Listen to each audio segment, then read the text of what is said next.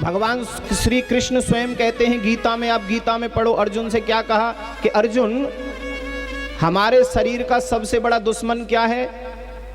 हमारे शरीर का सबसे बड़ा दुश्मन कौन है? हमारे शरीर का सबसे बड़ा दुश्मन है क्रोध।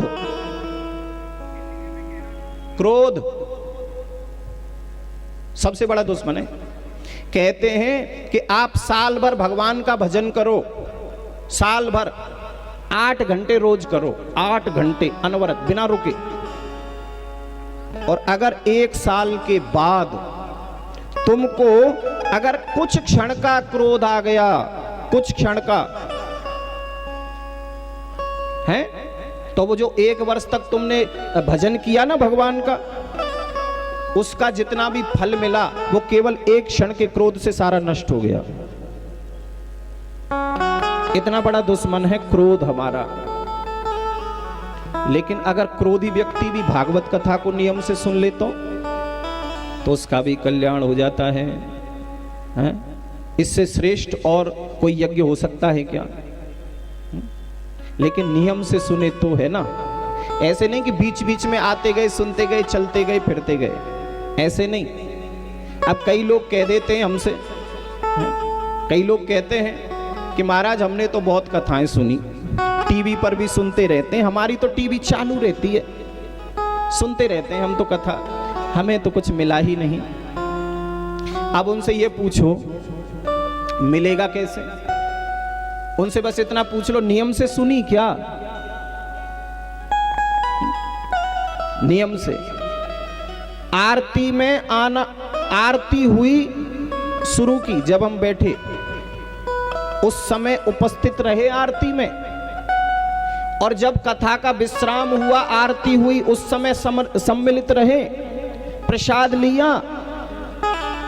तो क्या कहते हैं लोग, अब इतना टाइम कहाँ है महाराज कि शुरू में भी आरती में शामिल हों और फिर लास्ट तक रहें।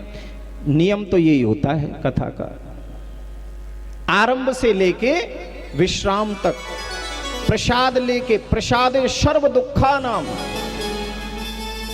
प्रसाद, भागवत का प्रसाद सारे दुखों को नष्ट करने वाला बताया। प्रसादे सर्व दुखा नाम, सारे दुखों को नष्ट करता है। अरे आरंभ में आओ, आरती में सम्मिलित हो, फिर पूरी कथा ध्यान से सुनो, पूरी कथा।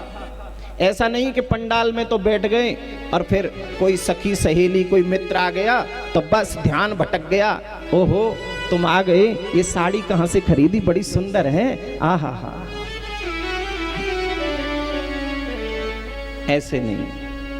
कहते हैं कि जो कथा सुनते हैं ना, जो सच में कथा सुनते हैं, उनके आगे से अगर बैंड बाजा भी निकल जाए ना, बैंड बजता हुआ, फिर भी उनका ध्यान वहां नहीं जाता।